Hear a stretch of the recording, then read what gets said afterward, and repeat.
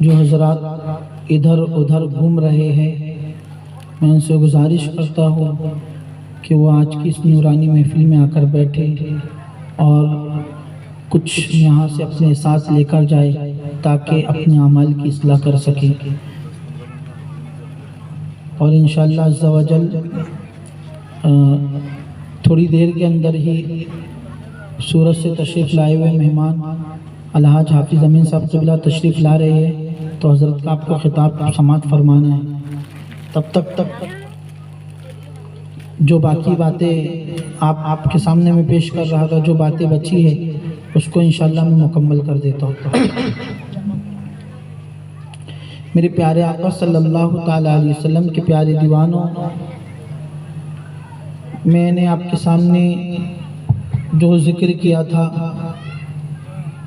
کہ بستیاں تباہ کیوں ہوتی ہے، بستیوں کو ویران کیوں کیا جاتا ہے،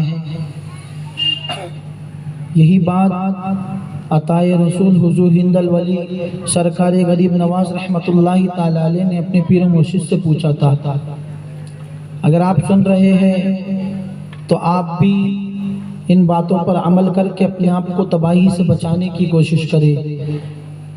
آپ کے پیر و مرشد نے فرمایا تھا، بیٹے جب کسی قوم کے اندر یہ تین چیزیں پیدا ہو جائے تو پھر اس قوم کو ہلاک اور برباد کر دیا جاتا ہے، ان کی بستیوں کو نیست و نابود کر دیا جاتا ہے۔ پہلی چیز آپ نے بیان فرمائی تھی کہ جب اللہ تبارک و تعالی کسی بستی کو تباہ کرنے کا ارادہ کرتا ہے تو اس بستی والوں سے سجدے کی توفیق کو چھین لیتا ہے۔ میرے پیارے آقا صلی اللہ تعالیٰ علیہ وسلم کے پیارے دیوانوں، آپ نے جو دوسری چیز بیان فرمائی تھی وہ یہ ہے کہ بیٹا معین الدین، جب بھی اللہ تبارک و تعالیٰ کسی بستی کو ہلاک کرنا چاہے، اور یہ جو بستی ہلاک ہوتی ہے تو اس بستی کے اندر جب یہ جرم پیدا ہو جائے، وہ جرم کون سا تھا جسے خواجہ عثمان ہارونی رحمت اللہ تعالیٰ علیہ نے بیان فرمایا، وہ قوم لوط کا جرم کہ ایک مرد کا دوسرے مرد کے ساتھ بدفعلی کرنا، یہ وہ گناہ ہے کہ جب بھی کسی قوم میں یہ گناہ پیدا ہوتا ہے اللہ تبارک و تعالیٰ پوری قوم کو ہلاک فرما دیتا ہے۔ میرے پیارے آقا صلی اللہ تعالیٰ علیہ وسلم کے پیارے دیوانوں، آپ سوچ رہے ہوگے کیا ایسا بھی ہوتا ہے، لیکن میں آپ کو بتا دوں یہ جو گناہ ہے، یعنی ایک مرد کا دوسرے مرد کے ساتھ بدفعلی کرنا، بدکاری کرنا، یہ گناہ بڑی تیزی کے ساتھ ہمارے معاشرے میں بڑھتا چلا جا رہا ہے۔ اور آپ کو معلوم ہے آج سے کئی سو سال پہلے ہی کئی بزرگان دین نے فرما دیا تھا۔ ایک بزرگ کا قول میرے پڑھنے میں آیا، سیدنا ابو سعید رحمت اللہ تعالیٰ علیہ فرماتے ہیں کہ ان قریب ایسا وقت آئے گا جسے دنیا لوتی کہے گی، یعنی جنہیں یہ بدفعلی کرنے والا کہا جائے گا۔ اور آج آپ دیکھیں یہ گناہ بڑی تیزی سے عام ہو رہا ہے، بلکہ آپ دیکھیں ایک انسان موبائل کے اندر، انٹرنیٹ کے اندر غلط چیزیں دیکھتا ہے، اور جب اس کو دیکھنے کے بعد ذہن گندا ہو جاتا ہے، اپنی خواہش کو پورا کرنا چاہتا ہے، خواہش پورا نہ کر پاتا ہے تو وہ اس بدفعلی میں ملوث ہوتا نظر آتا ہے۔ میرے پیارے آقا صلی اللہ تعالیٰ علیہ وسلم کے پیارے دیوانوں، اچھی طرح یاد رکھنا، اللہ کے پیارے حبیب صلی اللہ تعالیٰ علیہ وسلم فرماتے ہیں کہ جب کوئی بندہ اس فعل میں مبتلا ہوتا ہے، یعنی ایسا کوئی جرم کرتا ہے، بلکہ کسی انسان کو اس بری نیت سے دیکھ لیتا ہے اور اگر اس کا انتقال ہو جاتا ہے تو اللہ تبارک و تعالیٰ قبر کے اندر اس کے چہرے کو صور کی طرح کر دیتا ہے۔ اللہ اکبر، یہ وہ بدترین گناہ ہے جس کی وجہ سے زمین پر تباہی آئی ہے۔ اللہ تعالیٰ نے پوری قوم لوط کو تباہ و برباد کیا تھا۔ آج یہ گناہ ہمارے معاشرے میں بھی بڑھتا جا رہا ہے اور ہمارے نوجوانوں کا حال یہ ہو چکا ہے، اللہ اکبر، اپنے وقت کو یوں ہی برباد کرتے ہیں غلط چیزیں دیکھنے میں، غلط کاموں کے اندر، اور پھر اپنے ذہن کو گندا کرتے ہیں۔ میں آپ سے پوچھنا چاہتا ہوں کہ اللہ تبارک و تعالیٰ نے جوانی ہمیں اسی لیے عطا فرمائی کہ ہم ان سب خرافات میں اپنے وقت کو برباد کریں؟ میرے پیارے آقا صلی اللہ تعالیٰ علیہ وسلم کے پیارے دیوانوں، یاد رکھنا اللہ تبارک و تعالیٰ ہماری زندگی کے کے متعلق، ہماری جوانی کے متعلق ہم سے سوال کرے گا، آپ چاہے جیسے اپنی زندگی گزارے لیکن جوانی میں کیا کیا، اپنے لمحات کو کہاں گزارا، رب کی بارگاہ میں ان تمام چیزوں کا ہمیں حساب دینا ہے۔ اس لیے اپنی جوانی کو اچھا بنائے، خوبصورت بنائے، جوانی میں نیک کام کرے، اللہ کو راضی کرنے کی کوشش کرے۔ میرے پیارے آقا صلی اللہ تعالی علیہ وسلم کے پیارے دیوانوں، اگر آپ اپنے اسلاف کی تاریخ اٹھا کر پڑھیں گے تو آپ کو پتا چلے گا کل تک کہ ہمارے اسلاف نے اللہ اکبر جوانی کی عمر میں کیسے بڑے بڑے کارنامے انجام دیے تھے کہ آپ نے نہیں دیکھا۔ یہی 17 سال کا محمد بن قاسم نوجوان ہند کی سرزمین پہ آتے ہیں اور اللہ اکبر ایک بڑے عالم کے اندر، خطے کے اندر دین اسلام کا جو ہے تو کلمہ بلند فرما دیتے ہیں۔ میرے پیارے آقا صلی اللہ تعالی علیہ وسلم کے پیارے دیوانوں، اندلس کے ساحل پر کل تک کہ جب ہمارے ساحل نے اندلس کے ساحل کا رخ کیا اور اندلس کے ساحل پر گئے تو انہوں نے اپنی کشتیوں کو جلا کر بتایا کہ ہم وہ جوان ہیں جو سب کچھ برداشت کر سکتے ہیں، اپنی کشتیوں کو تو جلا سکتے ہیں لیکن آئے ہوئے مقدمے سے منہ نہیں پھیر سکتے۔ اور آج کا نوجوان ہے جو اپنی ماضی کی تاریخ پر اتراتا ہے، اپنی ماضی کی تاریخ پر پھولے نہیں سمجھتا، اپنی ماضی کی تاریخ کو بڑا اچھال کر لوگوں کے سامنے بیان کرتا ہے۔ اچھی طرح یاد رکھنا، مسلمان نوجوان وہ نہیں جو اپنی ماضی کی تاریخ پر اترائے، مسلمان نوجوان وہ نہیں جو اپنی ماضی کی تاریخ پر سینہ چڑھا کرے،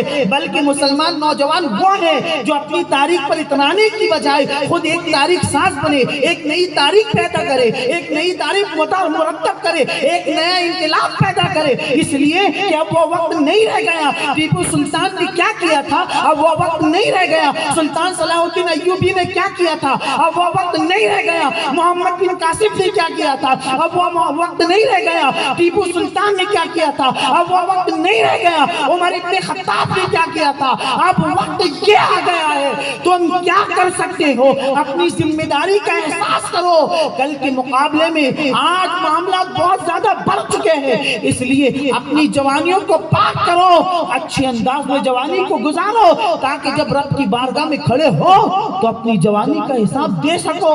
اور جب رب کی بارگاہ میں کھڑے ہوگے حال یہ ہوگا کہ انسان سے رب پوچھے گا، اے بندے پڑھ، اپنا نامہ اعمال پڑھ کر سنا، آج پڑھ، اقرا کتابک، تو اپنا نوشتہ پڑھ کر سنا۔ انسان سے اللہ تبارک و تعالی خود کہے گا، میدان محشر جمع ہوگا سارے لوگ ہوگے، ان کے سامنے انسان کو زندگی پر کیا کیا کیا پڑھ کے سنانا ہوگا۔ انسان جھوٹ بولے گا، انسان جھوٹ بولے گا، اللہ میں نے گناہ نہیں کیا تھا، میں نے ایسا نہیں کیا تھا، میں نے ویسا نہیں کیا تھا۔ اس وقت اللہ اس کی زبان کو مہر لگا دے گا اور کہے گا، اے بندے آج تو جھوٹ نہیں بول سکتا، اگر تو جھوٹ بولے گا تیرے خلاف تیرے ہاتھ گواہی دے گے، تیرے خلاف تیرے پیر کا گواہی دے گے۔ مسلمانوں وہ دن آئے، اس سے پہلے اپنی جوانیوں کو ایسی پاک اور صاف کرو کہ رب کی بارگاہ میں جواب دے سکو۔ تو عرض یہ کر رہا تھا کہ دوسرا گناہ جو سیدنا خواجہ عثمان ہارونی رحمت اللہ تعالی علیہ نے بیان فرمائی کہ جب کسی قوم کے اندر یہ بدفعلی والا عمل پیدا ہو جائے اس قوم کو تباہ و برباد کر دیا جاتا ہے۔ تیسری چیز میرے پیارے آقا صلی اللہ تعالی علیہ وسلم کے پیارے دیوانوں سیدنا خواجہ عثمان ہارونی رحمت اللہ تعالی علیہ نے بیان فرمائی کہ جب کسی بستی کے اندر وہاں کی بستی کی عورتیں بے پردہ ہو جائے، بے حیا ہو جائے، اپنی غیرت کھو دے، دین سے دور ہو جائے تو اللہ تبارک و تعالی اس بستی کو ہلاک کر دیتا ہے، اس بستی کو کھنڈراک میں بدل دیا جاتا ہے۔ میرے پیارے آقا صلی اللہ تعالی علیہ وسلم کے پیارے دیوانوں، آج آپ قوم مسلم کا جائزہ لے، اپنی سوسائٹیوں کا جائزہ لے، اپنی بستیوں کا جائزہ لے تو آپ کو پتا چلے گا آج ہماری خواتین اللہ اکبر بے حیا ہو چکی ہیں، بے غیرت ہو چکی ہیں۔ بلکہ اگر آپ کو دیکھنا ہے تو اگر مسلمانوں کی کوئی شادی ہو تو آپ وہ بھی دیکھ لے، مسلمانوں کو کوئی رسم ہو آپ وہ بھی دیکھ لے، آپ کو اتنی خرافات اور اتنی برائیاں نظر آئے گی جو کل تک کہ کسی اور قوم میں ہوا کرتی تھی، آج وہ ساری برائیاں مسلمانوں میں نظر آئے گی۔ اگر شادی ہو رہی ہے تو ایک عورت ایسا لباس پہنتی ہے جس سے اس کا جسم جھلکتا ہے، جسم نمایاں ہوتا ہے، اور اللہ اکبر اب تو بالکل پردہ ختم ہوتے چلا جا رہا ہے۔ میرے پیارے آقا صلی اللہ تعالی علیہ وسلم کے پیارے دیوانوں، حضور علیہ السلام نے فرمایا تھا کہ جب عورتیں بے حیا ہو جائے، نعرہ تکبیر، نعرہ رسالت حضرت مولانا حافظ امین صاحب قبلہ، حضرت مولانا حافظ امین صاحب قبلہ، نعرہ تکبیر، نعرہ رسالت، علماء اہل سنت مسلک اعلی حضرت، نعرہ تکبیر، نعرہ رسالت۔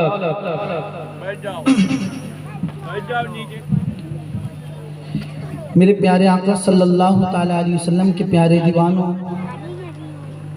حضور الحاج حافظ امین صاحب قبلہ مدد اللہ العالی نگرہ سنی دعوت اسلامی صورت تشریف لا چکے ہیں۔ آپ کو فوراً حضرت کا خطاب سننا ہے، بس اپنی گفتگو کو ختم کر دوں۔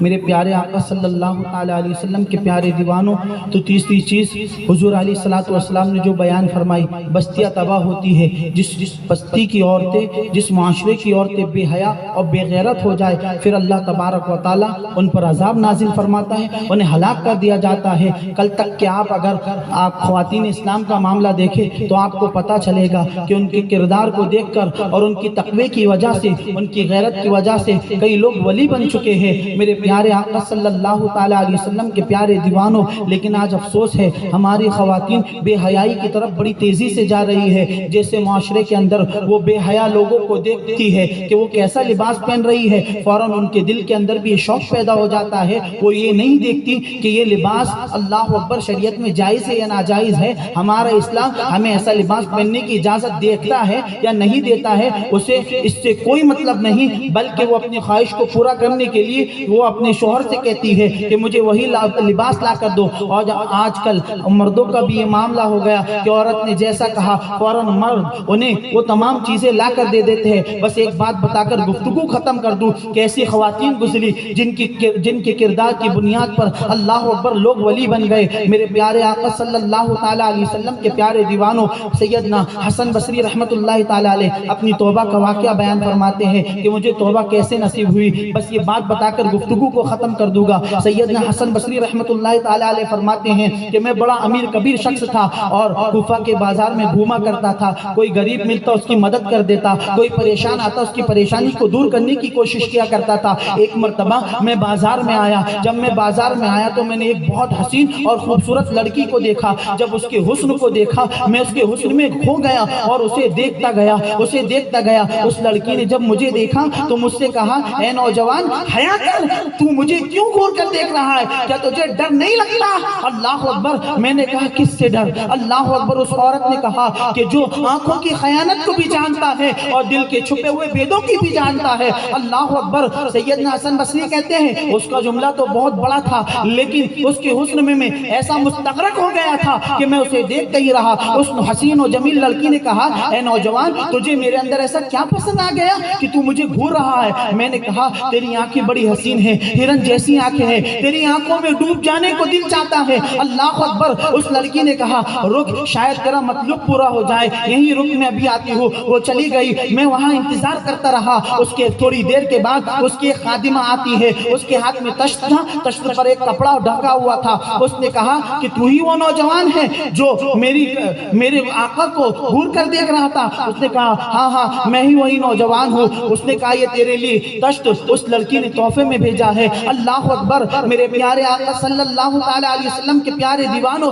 حسن بصری رحمت اللہ تعالیٰ علیہ سمجھتے ہیں شاید میری پیری محبت کامیاب ہو گئی، میں عشق میں بازی لے گیا۔ اللہ اکبر۔ حسن بصری نے اس تشت کو اپنے ہاتھ میں لیا، کپڑا ہٹایا تو کیا دیکھا؟ اس تشت کے اندر اس نوجوان بچی کی آنکھیں تھی اور ایک تحریر لکھی تھی، اس میں لکھا تھا کہ جن آنکھوں کی بنیاد پر ایک مومن گمراہ ہو ایسی آنکھیں مجھے نہیں چاہیے۔ اللہ اکبر۔ جب حسن بصری نے اس تحریر کو پڑھا اپنی داڑھی کو پکڑتے ہیں، زاروں قطار روتے ہیں، اتنا رویا اتنا رویا۔ گھر گئے، گھر جانے کے بعد پوری رات روتے رہے، توبہ کرتے رہے۔ دن نکلا تو سوچا چلو میں نے اللہ سے رات بھر توبہ کر لی ہے، اب اس لڑکی سے بھی جا کر معافی مانگ لوں۔ اس کے گھر کی طرف گئے تو کیا دیکھا کہ پوری پبلک جمع ہے، بھیڑ اکٹھا ہے۔ پوچھا کیا ہو گیا؟ کہا ایک نیک لڑکی کا انتقال ہو گیا ہے، سنا ہے کسی نے اسے اسے بہت گھور کر دیکھا تھا تو اس نوجوان لڑکی نے اپنی آنکھیں نکال کر اسے بھیج دی۔ اللہ اکبر۔ حسن بصری رحمت اللہ تعالی علیہ نے جب یہ سنا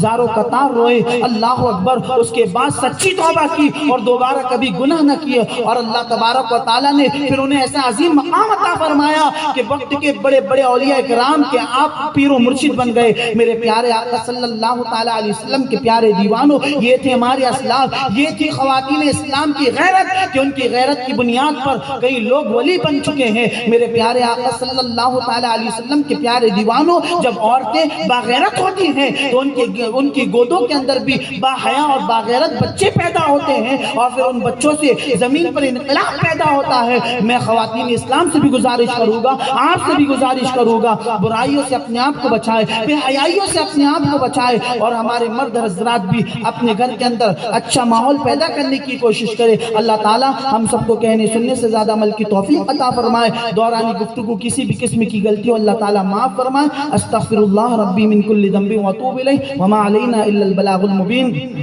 السلام علیکم ورحمۃ اللہ تعالی وبرکاتہ۔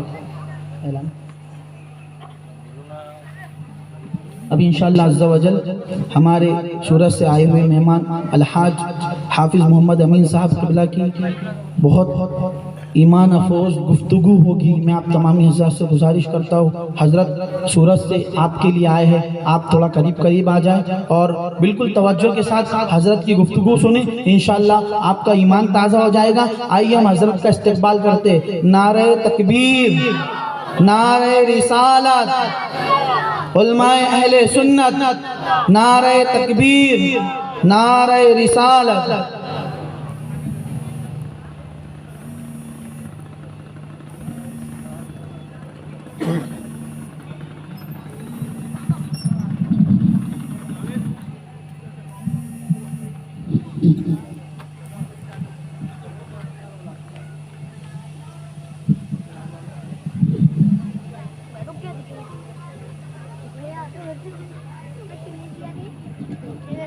आगे मत लो उसको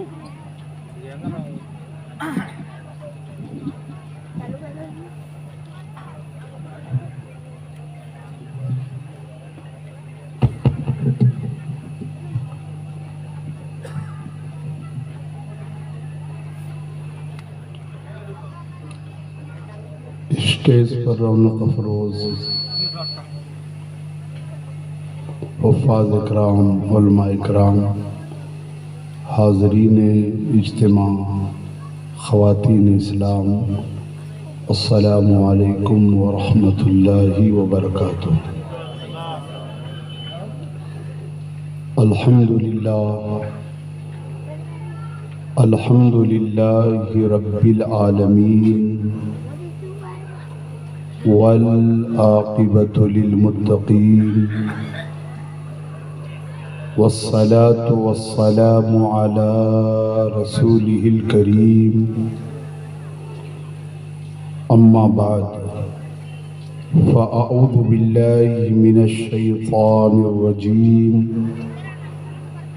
بسم الله الرحمن الرحيم ألهاكم التكاثر حتى زرتم المقابر صدق الله العظيم وبلغنا رسول النبي الأمين الكريم ونحن على ذلك لمن الشاهدين والشاكرين والحمد لله رب العالمين۔ آئیے سب سے پہلے ہم اور آپ حضور اکرم نور مجسم جناب احمد مجتبی و محمد مصطفیٰ صلی اللہ تعالی علیہ وآلہ وسلم کے دربار پر انور میں اپنے غلامی کا ثبوت پیش کرتے ہوئے سب مل کر بلند آواز سے پڑھیں، الصلاة والسلام علیک یا رسول اللہ، الصلاة والسلام عليك يا حبيب الله، الصلاة والسلام عليك يا نبي الله، الصلاة والسلام عليك يا نور الله صلی اللہ تعالی علیہ وسلم۔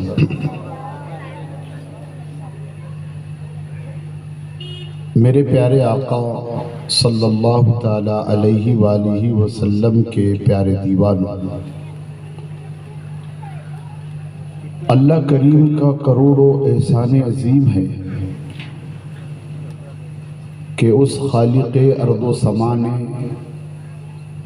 ہمیں اپنے پیارے حبیب و محبوب محمد رسول اللہ صلی اللہ تعالی علیہ وآلہ وسلم کا امتی بنایا ہے۔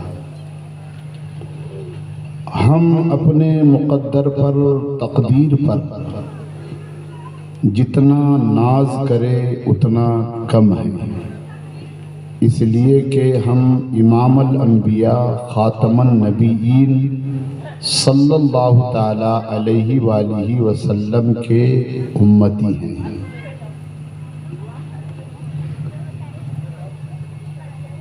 اللہ کریم کے کلام اور اس کے ارشاد کو اپنے دل میں اتارنے کی کوشش کیجیے۔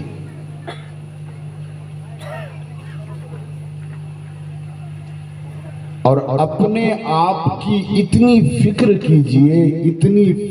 کیجیے کہ آج مجمع میں بیٹھے ہوئے ہیں،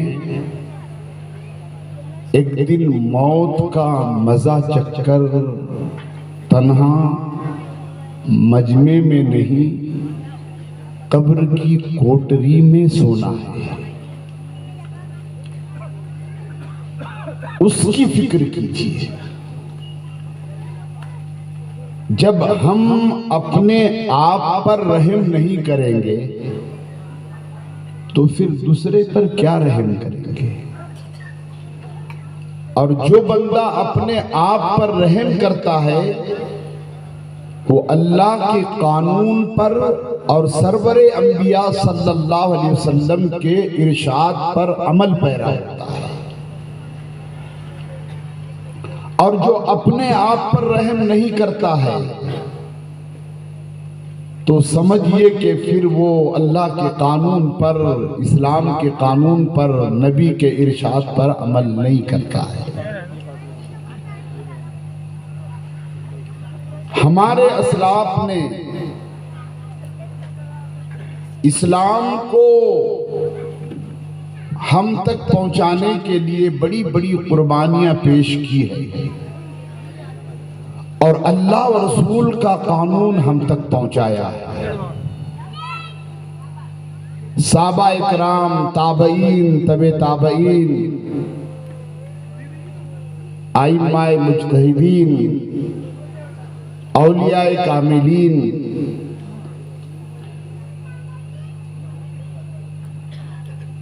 ان کا تقوی، ان کا پرہیزگاری، ان کا خشیت ربانی سے لرزنا اور قانون اسلام اور اللہ کے حکم پر عمل پیرا ہونا، ہم پڑھتے ہیں، سنتے ہیں، نعرے لگاتے ہیں، خوشیوں کا اظہار کرتے ہیں، اس کان سے سنتے ہیں، اس کان سے نکال دیتے ہیں۔ مجمع میں جب تک تھے تو بھلے اچھے تھے، پھر صبح جیسے تھے ویسے ہی ہو گئے۔ ایسی مجلسوں کا سجانا، منانا، خرچ کرنا اس لیے ہوتا ہے کہ قوم کو کچھ درس دیا جائے۔ ہم کلمہ پڑھنے والے ہیں تو ہمارے آقا نے ہمیں کیا درس دیا ہے اور ہمارے اسلاف اور بزرگوں نے ہمیں کیا تعلیم دی ہے، اس طرف ہماری آپ کی توجہ ہونی چاہیے۔ ورنہ ہم تو ایسی تقریروں کے عادی ہو چکے ہیں کہ مقرر ذیشان آئے، مقرر شعلہ بیاں آئے اور خوب دھویں دار تقریر کر کے نعرے لگا کے چلے جائے، عمل کیا تو کچھ نہیں۔ اصل درس، اصل تقریر، اصل وائز کیا ہے اس پر توجہ دیجیے گا، ورنہ نعرے لگا کر کے جنت میں داخل کرنا، بیگے پکا کر کے جنت کا داخلہ دے دینا، یہ ہماری آپ کی گفتگو ہے، مگر اللہ و رسول نے جنت میں جانے کا راستہ کیا بتایا ہے؟ قوم مسلم اگر اسے سماعت کرے اور اس پر عمل پیرا ہو تو آج بھی دنیا میں انقلاب پیدا ہو سکتا ہے۔ کیسے کیسے آپ مناظر اور واقعات کو آپ سنیں گے تو دنگ رہ جائیں گے، اور ہمارے اسلاف نے دین اور اسلام کی حقانیت کو ایسے پیش کیا کہ جب انہوں نے پیش کیا تو غیروں نے سن کر کہا لا الہ الا اللہ محمد الرسول اللہ صلی اللہ علیہ وسلم۔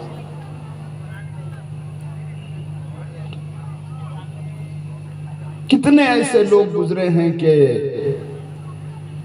رب کا ہی انکار کیا، اور رب کا کہ رب ہے ہی نہیں، خالق ہے ہی نہیں، مالک ہے ہی نہیں، اور ہمارے بزرگوں نے اس کے دلائل پیش کر کے جس نے رب کا انکار کیا اسی نے کلمہ پڑھ کے مسلمان ہوئے، اور آج ہم مسلمان ہو کر کے ہمارے حالات اور معاملات اور طریقے دیکھیں گے تو اللہ کا پناہ۔ حضرت امام اعظم ابو حنیفہ رضی اللہ تعالیٰ عنہ سے ایک دہریہ سے مناظرہ ہوا اور تاریخ طے ہو گئی کہ فلاں تاریخ کو ہمارا آپ کا مناظرہ ہوگا۔ ہم کہتے ہیں خدا نہیں ہے، امام اعظم ابو حنیفہ نے کہا کہ ہم آپ کو دلائل دیتے ہیں کہ رب ہے اور خالق ہے، ہم اسی کی بندگی کرتے ہیں، اسی کی عبادت کرتے ہیں۔ جب طے ہوا مناظرہ اور وہ دہریہ جو تھا وہ آ کر بیٹھا، پورا مجمع آ کر بیٹھ گیا، لیکن حضرت امام اعظم ابو حنیفہ تشریف نہیں لائے۔ دیر کے بعد آپ آئے تو یہ یوں سمجھ رہے تھے کہ یہ نہیں آتے ہیں تو ہم تو مناظرہ جیت جائیں گے اور ہم اپنا فتح اور جشن منائیں گے۔ دیر کے بعد حضرت سیدنا امام اعظم ابو حنیفہ تشریف لائے، اور لانے کے بعد دہریہ نے کہا کہ طے شدہ وقت پر تو آپ نہیں آئے، تو اسی پر آپ نے مناظرہ شروع کیا اور کہا کہ اے دہریہ سن، اگر میں یہ کہہ دوں آپ سے کہ مجھے دیر کیوں ہوئی، اب میرے آنے میں دریا بیچ میں تھا تو میں نے دیکھا کہ دریا کے کنارے ایک درخت تھا، درخت اپنے آپ کٹ گیا، درخت کے اپنے آپ پٹلے بن گئے، اور اس کے بعد اپنے آپ کشتی بن گئی، اور پھر وہ کشتی اپنے آپ دریا میں چلنے لگی بغیر ملا کے۔ تو وہ تو ہنس گیا کہ اتنے بڑے امام، اتنے بڑے مسلمانوں کے آپ پیشوا، اور کیسی بات کرتے ہیں آپ کے، آپ پہ آپ درخت کٹ جائے گا، آپ پہ آپ پٹلے بن جائیں گے، آپ پہ آپ کشتی بن جائیں گی، اور بغیر جو ہے تو ڈراور کے کشتی چلیں گے۔ تو حضرت سیدنا امام اعظم ابو حنیفہ رضی اللہ تعالیٰ عنہ نے کہا نادان جب آپ درخت نہیں کٹ سکتا ہے، پٹلے نہیں بن سکتے ہیں، کشتی نہیں ہو سکتی ہے تیار، اور آپ کشتی نہیں چل سکتی ہے، تو یہ آسمان آپ کیسے تیار ہو گیا؟ یہ زمین آپ کیسے تیار ہو گئی؟ یہ چاند، سورج، ستارے اور یہ پہاڑ اور یہ درخت کیسے پیدا ہوئی؟ کائنات کیسے آپ پیدا ہو گئی؟ کائنات کا چلانے والا وہ ہمارا رب ہے۔ جب تو کائنات چل رہی ہے تو ظاہریہ نے کہا لا الہ الا اللہ محمد رسول اللہ۔ آج ہماری آپ کی کیا کیفیت ہے؟ حضرت سیدنا مالک بن دینار رضی اللہ تعالیٰ عنہ کے ساتھ بھی دہریہ کا جب مناظرہ ہوا تو دلائل دیتے رہے، بعد میں طے یہ ہوا کہ آگ میں اب ہاتھ ڈالا جائے گا، جس کا ہاتھ جلے گا سمجھ جانا وہ ناحق ہے، اور جس کا نہیں جلے گا سمجھ جانا وہ حق پر۔ اور آگ تو جلائی دے گی نا۔ یہ طے ہوا، اور طے ہونے کے بعد دونوں نے ایک دوسرے کا ہاتھ پکڑا، اور ہاتھ جب آگ میں ڈالا گیا تو نہ دہریہ کا جلا نہ حضرت مالک بن دینار کا جلا۔ حضرت مالک بن دینار رحمت اللہ تعالیٰ علیہ حیران ہو گئے اور سجدے میں چلے گئے، یا اللہ میں تو تیری بندگی کرتا ہوں، تیری پوجا کرتا ہوں، تو خالق ہے، میرا مالک ہے، تو میرا نہیں جلا لیکن اس کا بھی نہیں جلا۔ سجدے میں سر رکھا، رب کی بارگاہ میں عرض کر رہے ہیں مولا اس کا وہ تو ناحق باطل ہے، اس کا نہیں جلا، میرا بھی نہیں جلا، معذرہ کیا ہے؟ اللہ اکبر۔ غیب سے آواز آئی، اے مالک بن دینار، ہم نے اس کا ہاتھ تمہارے ہاتھ کی برکت کی وجہ سے نہیں جلایا۔ کیا تقویٰ اور کیا پرہیزگاری تھی ان میں کہ آگ میں ہاتھ ڈالنے کے بعد آگ جلاتی رہی تھی۔ اور اے مسلمانوں آج کیوں اتنے کمزور ہو گئے؟ اللہ اکبر، ہم آپ کے ڈرنے لگے ہیں۔ کیوں؟ دنیا سے ڈر رہے ہیں۔ اس لیے میرے پیارے آقا کے پیارے دیوانوں، اللہ کا خوف دل سے نکل، جس دن اللہ سے ڈرنا شروع کریں گے انشاءاللہ اللہ دنیا کا خوف دل سے نکالے گا۔ پیارے آقا کے پیارے دیوانوں، پھر طے یہ ہوا الگ الگ جدا جدا ہاتھ ڈالا جائے گا۔ حضرت مالک بن دینار رحمت اللہ تعالی علیہ نے جب اپنا ہاتھ ڈالا تو کیا مجال کہ آگ جلائے، دیر تک ہاتھ آگ میں رکھا، ہاتھ نکالا، آگ کا ہاتھ سلامت، دہریہ نے ڈالا، ڈالتے سے آگ میں اس کے ہاتھ کو جلا دی۔ جتنے لوگ تھے سب کہنے لگے مالک بن دینار کا دین اسلام حق ہے، اور سب نے کہا لا الہ الا اللہ محمد رسول اللہ۔ مسلمانوں اب ہمیں آپ کو فکر اپنے اندر پیدا کرنا ہوگی۔ ہم نعرے لگا کے جنت دینے نہیں آئے ہیں آپ کو۔ ہم یہ کہہ دیں کہ بس 11 دیگ چڑھا دو، غوث اعظم کے نام پکا کے کھلا دو، جنت میں چلے جائیں گے، جی نہیں۔ بنیاد دیکھیے، اصل دیکھیے، اسلام کے قانون کو سمجھیے، نبی کے ارشاد کو سمجھیے، اور بزرگوں کے زندگی کو پڑھیے، ان کے تقوی پرہیزگاری کو دیکھیے، اور پھر کہیے کہ ہاں اسلام یہ ہے اور اسلام کا قانون یہ ہے، اور اس پر چلنا ہمارے لیے کتنا ضروری ہے۔ دنیا میں ملوث ہو گئے ہیں۔ میں نے جو آیت مبارکہ تلاوت کی ہے نا سورہ تکاثر کی، اس پر غور کیجئے گا۔ کیا کہا ہے تمہارے پالنہارا نے، تمہارے رزاق نے، تمہارے خالق نے، پوری کائنات کو جس نے وجود بخشا، ایک قطرے سے انسان کو جو پیدا کرتا ہے، ایک دانے سے بڑے درخت کو پیدا کرتا ہے، ایک دانے سے کئی دانے پیدا کرتا ہے، جو آسمان بغیر پلر کے کھڑے کیا ہے، مسلمانوں وہ ہمارا رب ہے۔ کیا فرمایا رب نے؟ سنو، اس طرف توجہ دو اور اپنے آپ پر رحم کرو اور اپنے آپ کو سنوارنے کی کوشش کرو۔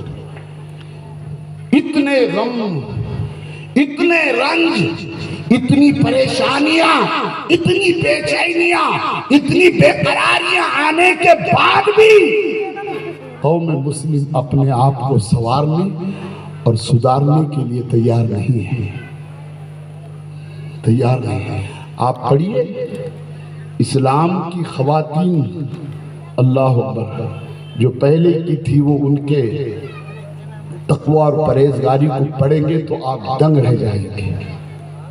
حضرت فاطمہ بنت اطہار جو بغداد کی رہنے والی تھی، معلوم ہے میرے پیارے آقا کے پیارے دیوانہ، میں نے آج ہی وہ واقعہ پڑھا کہ اللہ اکبر، زندگی میں صرف 3 مرتبہ گھر سے باہر نکلی ہے، زندگی میں صرف 3 مرتبہ گھر سے باہر نکلی ہے۔ آج ہماری قوم کیا کر رہی ہے؟ تفریح کے لیے نکل رہی ہے، بائک پر بغیر نقاب کے عورتیں بیٹھ کے چل رہی ہیں، ان کے میک اپ کو دیکھ کے تو حیران۔ اللہ اکبر، پھر اللہ کی لعنت نہیں برسیں گی تو کیا برسیں گی؟ کیسی خواتین 3 مرتبہ صرف گھر سے باہر۔ آج عورتیں بغیر پردے کے، اللہ اکبر، شادیوں میں کیا، منگنیوں میں کیا، میلوں میں کیا، عرسوں میں کیا، اسلام نے حکم دیا عورتیں گھروں میں رہے، اور اللہ اکبر آج ہماری عورتیں بازاروں میں نکل رہی ہے، اور پھر یہ سب کرنے کے بعد ہم کہتے ہیں اللہ کی رحمتیں ہمیں چاہیے۔ قرآن میں اللہ نہیں فرمایا الرجال قوامون علی النساء، ہم نے مردوں کو عورتوں پر حاکم بنایا ہے، مگر مرد افسوس کہ حاکم نہیں بنے، عورتیں حکمرانی کر رہی ہے، جیسے عورت کہتی ہے ویسے کر رہی ہے۔ روکا کبھی آپ نے؟ 3 مرتبہ نکلی، اور وہ 3 مرتبہ کون سے؟ ایک مرتبہ تو ان کا نکاح ہوا، شادی ہوئی تو گھر سے نکل کر اپنے دولہے کے گئے، اور دوسری مرتبہ حج کے لیے نکلیا، اور تیسری مرتبہ ان کا انتقال ہونے کے بعد ان کا جنازہ ہی نکلا۔ جب ایسی عورتیں ہوتی ہے پاک دامن، تو پھر پیدا ہونے والا غوث اعظم پیدا ہوتا ہے، پیدا ہونے والا خواجہ اعظم پیدا ہوتا ہے، پیدا ہونے والا امام اعظم پیدا ہوتا ہے، پیدا ہونے والا مجدد اعظم پیدا ہوتا ہے، پیدا ہونے والا قطب عالم پیدا ہوتا ہے، پیدا ہونے والا پھر عبد الرحمن دولہ جیسا۔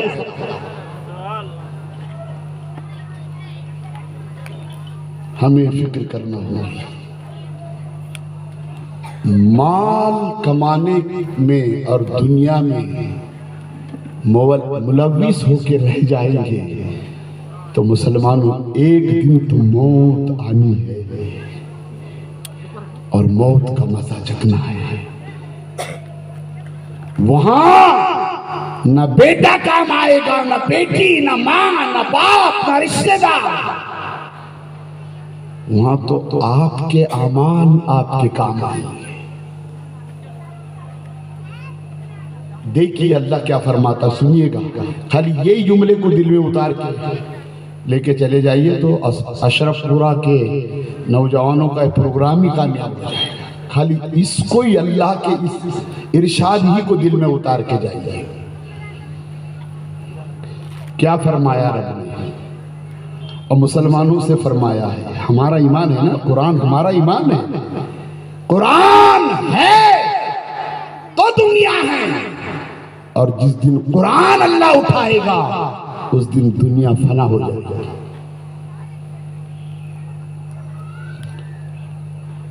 سنیے، ترجمہ سنیے گا غور سے۔ الہاکم التکاثر حتی زرتم المقابر، اس کا خلاصہ ترجمہ یہ ہے، تمہیں غافل رکھا مال کی زیادہ طلبی نے، کیا کہہ رہا ہے اللہ عز و جل؟ سنیے گا، سنیو، ہم لوگ تو اللہ اکبر بس کسی کا دامن تھامنے کے بعد اتنے بے باک ہو جاتے ہیں، بس ابھی دامن ہی جنت میں لے جائے گا، پھر دامن ہی جنت میں لے جاتے تو مسجدیں بنانے کی ضرورت کیا پڑے؟ دامن نہیں، نبی کے ارشاد پر عمل جنت میں لے جائے گا۔ رب نے کہا تمہیں غافل رکھا مال کی زیادہ طلبی نے، یہاں تک کہ تم نے قبروں کا منہ دیکھے۔ مال کمانے میں، مال جمع کرنے میں، عیش کرنے میں، بلڈنگیں بنانے میں، مال کے اضافے میں، اللہ اکبر، ہم نے نہ نمازوں کی پرواہ کی، نہ زکوٰۃ کی پرواہ کی، نہ حج کی پرواہ کی، نہ ماں باپ کے احترام کی پرواہ کی، نہ بڑوں کی پرواہ کی، نہ روزوں کی پرواہ کی، نہ بندگی کی پرواہ کی، نہ تلاوت کی پرواہ کی، نہ اللہ کے پاکی بیان کرنے کی پرواہ کی، نہ اللہ کے ذکر کی پرواہ، بس مال میں ملوث۔ رب کہہ رہا ہے تمہیں غافل رکھا مال کی زیادہ طلب، یہاں تک کہ قبروں کا۔ پھر کیا ہوا؟ مال تو جمع کرتے رہے، بلڈنگیں بناتے رہے، بینک بیلنس جمع کرتے رہے، پلاٹ پر پلاٹ خریدتے رہے، کیا ہوا؟ موت آ گئی، قبر کے قریب چل جائے، مال رہ گئے، مال رہ گیا۔ ابھی دیکھیے ہماری آپ کی کیفیت، مدرسے آپ کے اس شہر میں دو چل رہے ہیں، لڑکیوں کا مدرسہ، لڑکوں کا مدرسہ ہے نا۔ اور آپ نے علماء سے سنا ہوگا کہ جو علم حاصل کرنے کے لیے بچے آتے ہیں وہ مہمان رسول ہیں۔ اور یہ بھی سنا ہوگا آپ نے کہ مسجد اللہ کا گھر ہے اور دارالعلوم رسول اللہ کا گھر ہے۔ مسجد اللہ کا گھر اور مدرسہ دارالعلوم رسول اللہ کا گھر، اور وہاں جو تعلیم پڑھنے، تعلیم حاصل کرنے آتے ہیں وہ رسول اللہ کے مہمان ہیں۔ مگر مال کی زیادہ طلبی نے، مال کی زیادہ خواہش نے، مال جمع کرنے کی تمنا نے نہ ہمیں مدرسے میں دینے دیا اور نہ مسجد میں دینے دیا۔ ہم مدرسے میں پہنچائیے نا، شادی کا کھانا جب ہوتا ہے تو پھر حال ہمارا کیا ہوتا ہے کہ جو شادی کے مہمان سب کھا کے چلے جائیں گے نا، اور جو نیچے اونچے کا جو بچیں گا نا، پھر وہ دارالعلوم میں بھیجے۔ کیا قدر کی آپ نے مہمان رسول کی، جن کے بارے میں سرور انبیاء نے فرمایا، ہاں حدیث اور قرآن کا علم سیکھنے کے لیے جو بچہ اپنے گھر سے نکلتا ہے، فرشتے اس کے پیروں تلے اپنے پروں کو نکالتے ہیں۔ وہ تمہارے گھر میں آ جائے تو اللہ کی رحمتوں کا نزول ہو جائے، وہ تمہارے باپ ماں کے قبر پر چلے جائے تو اللہ ان کی بخشش۔ مگر انہیں کیا کھلا رہے ہم؟ بچنے کے بعد بھیجیں گے، دیکھیں گے نا جی، فلاں لیڈر آ جائے، فلاں میونسپلٹی کا چنا ہوا آ جائے، وہ کھا کے کرسی صاف کریں گے، کپڑا بچھائیں گے، سب کریں گے، مہمان رسول ہیں یہاں، بھیجیں گے نا بچنے کے بعد۔ ہمیں کلمہ پڑھنے والوں کو تو سب سے پہلے یہ غور کرنا چاہیے کہ مہمان رسول ہیں کتنے ہمارے شہر میں۔ سب سے پہلے وہاں جا کر دعوت دو، اور سب سے پہلے ان کے ہاں بھیجو، اور اس کے بعد پھر جو ہے تو بارات کھائیں گے۔ مسلمانوں، جب مہمان رسول کھا کے دعا دے گا، خدا کی قسم جس بیٹی کے شادی میں تم نے کھانا پکا کر کے مہمان رسول کو کھلا دیا، وہ بیٹی کے لیے دعا کر دے اور دل سے دعا نکل جائے تو بیٹی کی زندگی میں اللہ کریم جو ہے تو برکتیں ہی برکتیں عطا فرمائے گا، خوشیاں ہی خوشیاں عطا فرمائے گا، پریشانیوں کو دور فرمائے گا۔ مگر ہم نے کیا کیا جناب؟ کیا یہی کہ بچنے کے بعد بھیجیں گے۔ جی پکڑ ہونی ہے جناب، پکڑ ہونی ہے، گرفت ہونا ہے۔ سورہ بروج میں اللہ نے فرمایا ان بطش ربک لشدید۔ قرآن پڑھ رہا ہوں، قرآن اچل پور کے مسلمانوں قرآن سنو، کیا کہہ رہا ہے تمہارا رب، ہمارا رب، کائنات کا خالق۔ ان بطش ربک لشدید، بے شک تیرے رب کی گرفت بڑی سخت ہے، اور تیرا رب ہی تجھے مال دینے والا ہے، جان دینے والا ہے، طاقت دینے والا ہے، قوت دینے والا ہے، کانوں میں سماعت دینے والا ہے، آنکھوں میں نور دینے والا ہے، بدن میں قوت دینے والا ہے، پانی کا برسانے والا ہے، اناج کا پیدا کرنے والا ہے، ہوا کا چلانے والا ہے، سورج کا نکلنے والا ہے، چاند کا نکالنے والا ہے، ستاروں کو چمکانے والا ہے، تیرا رب ہی ہے، اور اس کی بارگاہ میں پہنچ کے تجھے حساب دینا ہے۔ مال کماؤ، مگر جہاں نماز کا وقت آ جائے سب چھوڑ دو،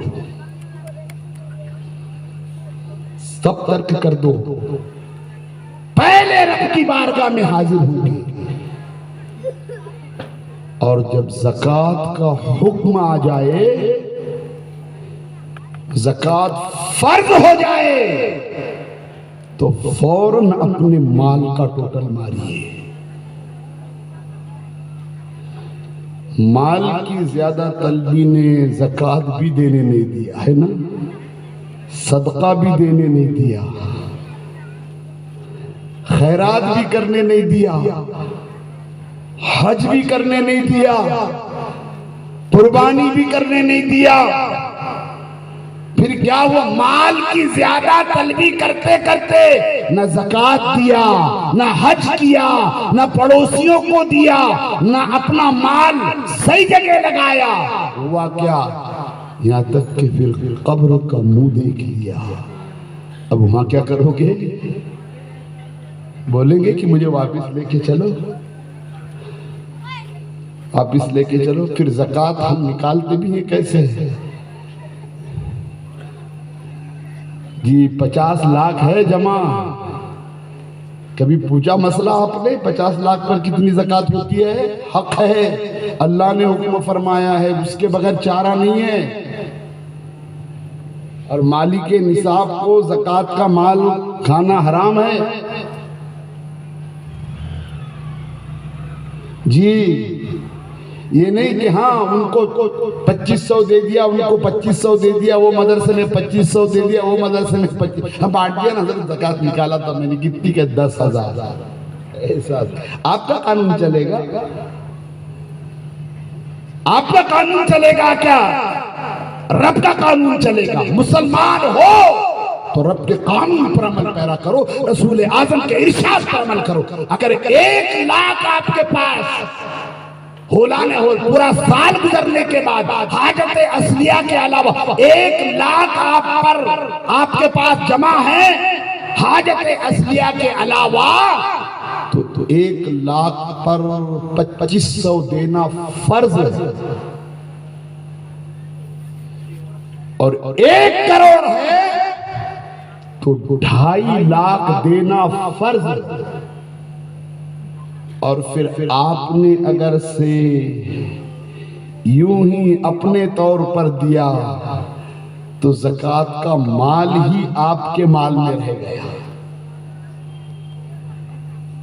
جو یہ نصیحت اثر نہیں کرتی ہے نا، دل میں نہیں اترتی ہے نا، اور اللہ کے حبیب نے فرمایا کہ اپنے مال کی زکات دینے والا مکمل جب زکات ادا کرتا ہے تو اس کا مال کا نگہبان رب ذوالجلال ہو جاتا ہے۔ جس مال کا نگہبان اللہ ہو جائے، اللہ کے قلعے میں جس کا مال جمع ہو جائے، پھر نہ اسے آگ جلا سکتی ہے، نہ کوئی چور چوری کر سکتا ہے، اللہ کی حفاظت میں آ جاتا ہے اور اس میں برکتیں ہی برکتیں ہوتی ہیں۔ اور اللہ کے حبیب علیہ السلام نے فرمایا اگر تم نے مال کی زکات مکمل نہیں نکالی تو سرکار نے فرمایا تمہارے اس مال چاندی اور سونے کو اللہ آگ جہنم کی آگ پر گرم کر کے پھر تمہارے پیٹ اور پیٹھ کو داغے گا۔ اتنی مال سے محبت نہ رکھو، جان قربان کرنے کا اللہ کے حکم کے مطابق ہم پر حکم لاگو ہو جائے۔ مسلمانوں اپنے مال کو اللہ کی راہ میں خرچ کرو، اللہ اس میں برکتیں ہی عطا فرمائے۔ مال کی زیادہ طلبی ہے تو نمازیں ترک، نماز کا ترک کرنے کے بعد کامیاب ہو سکتے ہیں، کامیاب ہو سکتے ہیں۔ اے میرے پیارے آقا صلی اللہ علیہ وسلم کے پیارے دیوانوں، خوف پیدا کرو، اللہ کا ڈر پیدا کرو اور اپنی زندگی کو بدلنے کی کوشش کرو۔ جو حکم اللہ نے ہم پر لاگو کیا ہے اس پر عمل کرتے ہوئے زندگی کے لمحات گزارو، ورنہ قبر کا منہ دیکھ کر کے پچھتانے سے کچھ بھی نہیں ہونے والا۔ اللہ اکبر۔ آپ غور کریں اور اندازہ لگائیں کہ ہمارے اسلاف نے کس طریقے سے اللہ اکبر نمازوں کی پابندی کی ہے، اور 5 وقتہ نمازیں ادا کرنے کے بعد ساری رات عبادت کرتے تھے۔ اور آج ہم بستر میں سو کے کہتے ہیں خیر آ جائے، برکت آ جائے، فلاں پیر صاحب آ جائے تو ہماری بگڑی بن جائے۔ اگر اللہ والوں کی دعاؤں میں حصہ پیدا کرنا ہے اور ان کی نظر میں آنا ہے اور ان کا فیض چاہیے تو اے اچل پور کے مسلمانوں پہلی فرصت میں نمازی بنیے، نمازی بن کر پھر کہو یا غوث مدد، غوث مدد، غوث اعظم بغداد سے مدد کر۔ تو پیارے آقا کے پیارے دیوانوں، جو اللہ نے حکم فرمایا ہے اس پر عمل پیرا ہونے کی کوشش کرو۔ حضرت سیدنا امام اعظم ابو حنیفہ رضی اللہ تعالیٰ عنہ اتنے بڑے امام تھے، ایسے مسائل آپ حل کرتے تھے کہ سامنے والے دنگ رہ جاتے تھے، ایسے مسائل آپ حل کرتے، لیکن اللہ کے خشیت سے، اللہ کے خوف سے کیسے لرزتے تھے، ڈرتے تھے۔ اللہ اکبر۔ ایک دن کسی نے آپ سے کہا کہ یہ جو نا امام جو جا رہے ہیں نا امام اعظم ابو حنیفہ رضی اللہ تعالیٰ عنہ، یہ بلا ناغہ روزانہ 500 رکعت نفل پڑھتے ہیں۔ اللہ اکبر۔ یہ کان میں آپ کے جب سنائی دیا جملہ تو کہا کہ میرے ایک مسلمان مومن بھائی کا یہ گمان ہے کہ میں 500 رکعت نماز پڑھتا ہوں۔ تو اس تاریخ سے لے کر کے آخری تک بلا ناغہ آپ رات میں 500 رکعت نماز پڑھتے تھے۔ اور مال تو اللہ پر ایسے مالدار تھے آپ، اتنی اللہ نے دولت دی مگر ساری دولت اللہ کی راہ میں لٹاتے تھے۔ بس ایک واقعہ سنیے، اللہ اکبر۔ مسلمانوں کیسے تھے ہم مال کی زیادہ طلبی میں ایسے ملوث ہو گئے ہیں کہ آخرت کو بھلا بیٹھے ہیں، قانون الہی کو بھلا بیٹھے ہیں، قبر کو بھلا بیٹھے ہیں، حشر کی فکر نہیں ہے، مرنے کے بعد جواب دینے کی فکر نہیں ہے۔ اللہ اکبر۔ حضرت سیدنا امام اعظم ابو حنیفہ رضی اللہ تعالیٰ عنہ نے اپنے خادم سے ایک کہا تھا، دیکھو یہ کپڑا جو ہے عیب دار ہے، اور اسے لے جا کر کے بازار میں بیچنا اور بیچ کر کے آنا، لیکن اس کپڑے کے عیب کو، کپڑے کے نقص کو دکھا کر کے بیچنا۔ اللہ اکبر۔ وہ خادم لے گئے اور لے جانے کے بعد بازار میں پورا کپڑا بیچ کر آئے۔ واقعی میں بتایا گیا 30,000 دینار کا کپڑا بیچ کر آ گئے وہ۔ اللہ اکبر۔ خوف الہی دیکھیے، مال کی پرواہ نہیں کی، آتے سے ہی حضور میں نے کپڑا بیچ دیا، 30,000 دینار کا کپڑا بیچا۔ سب سے پہلے کہتے ہیں میں نے جو نصیحت کی تھی تم کو، کیا اس پر تم نے عمل کیا؟ کہا حضور وہ نصیحت تو میں نے بھول گیا، میں نے کہا تھا کپڑا جو عیب دار ہے عیب دکھا کر بیچنا، نقص اس کا اور کمی بتا کر کے بیچنا۔ کہا حضور میں نے وہ بتانا بھول گیا۔ اللہ اکبر۔ اللہ کے خوف سے لرز گئے اور لرز کر کہنے لگے یہ 30,000 دینار غریبوں میں جا کر تقسیم کرو، ہم اسے استعمال نہیں کریں گے۔ اللہ اکبر۔ ایک جنازے میں آپ شرکت کی، بڑی دھوپ تھی، مسلمانوں غور کرو اندازہ لگاؤ، اللہ اکبر، بڑی دھوپ، بڑی تیز دھوپ تھی۔ جنازے میں جب کھڑے رہے تو دیر تھی جنازے کو اٹھنے کے لیے، اور سامنے ایک اونچا مکان تھا۔ کسی نے کہا اے امام اعظم ابو حنیفہ، مکان جو ہے تو کھڑا ہے اور مکان کا سایہ گرا ہوا ہے، چھاؤں گری ہوئی ہے، بڑی تیز دھوپ ہے، سرکار آپ یہ مکان کے سائے میں آ کر بیٹھے۔ اللہ اکبر۔ میرے پیارے آقا کے پیارے دیوانوں، حضرت امام اعظم ابو حنیفہ کہتے ہیں کہ جو جس کا مکان ہے وہ مکان والا میرا مقروض ہے، اس نے مجھ سے قرض لیا ہے، اگر میں اس کے مکان کے سائے میں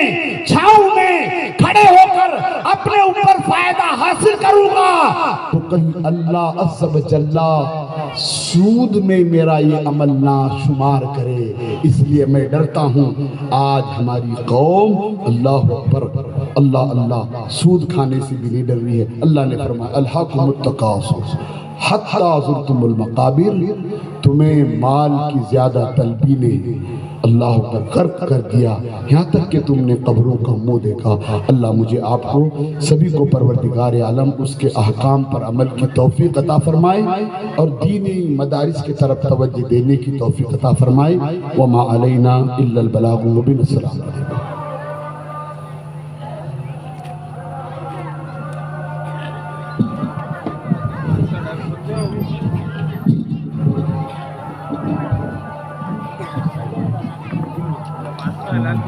حضرات گرامی، ابھی اذان ہوگی اور 5 منٹ کے بعد فوراً جماعت کھڑی ہوگی، اس لیے کہ حضرت مولانا زبیر احمد مصباحی صاحب کا فوراً خطاب شروع ہوگا۔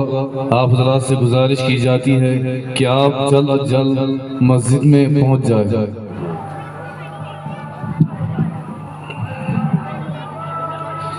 صلی اللہ علی النبی الأمی وآلہ صلی اللہ علیہ وسلم، صلاة و سلام علیک یا رسول اللہ، صلی اللہ تعالی علیہ وسلم۔ اللہ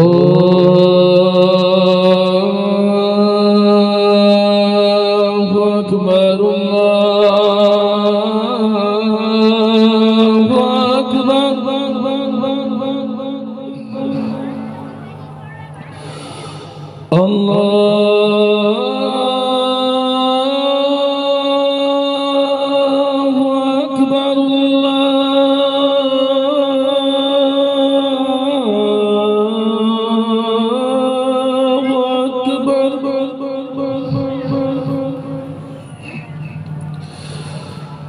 أشهد أن لا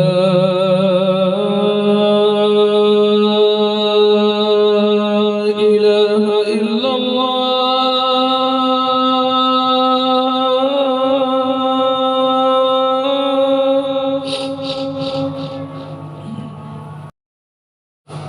أشهد أن لا إله إلا الله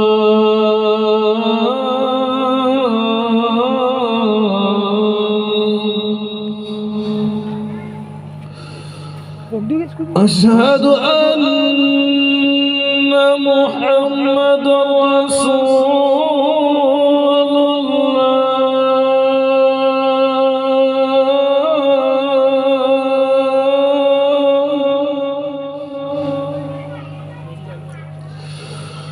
أشهد أن محمد رسول الله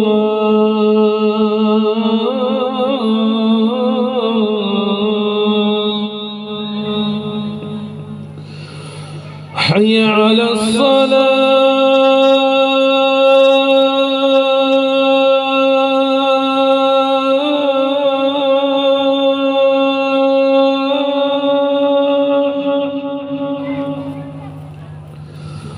حي على الصلاة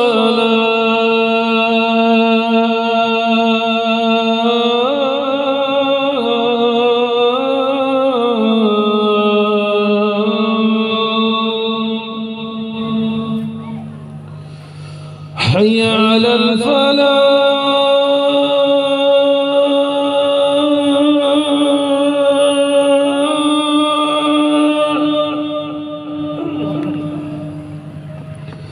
حي على الفلاح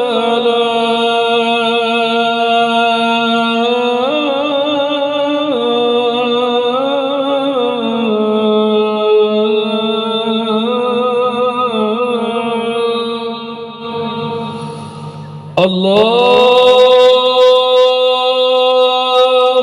أكبر الله أكبر لا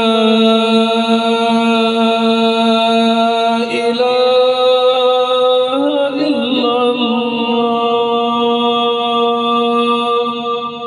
الصلاة والسلام عليك يا رسول الله صلى الله عليه وسلم اللهم رب هذه الدعوة التامة والصلاة القائمة آت سيدنا محمد الوسيلة والفضيلة والدرجة الرافعة وبعثه مقاما محمودا الذي وعدته ورزقنا شفاعته يوم القيامة إنك لا تخلف الميعاد برحمتك يا أرحم الراحمين. حضرات گرامی، جماعت ابھی فوراً 5 منٹ کے بعد کھڑی ہو جائیں گی. حضرات گرامی، جماعت ابھی فوراً 5 منٹ کے بعد کھڑی ہو جائیں گی.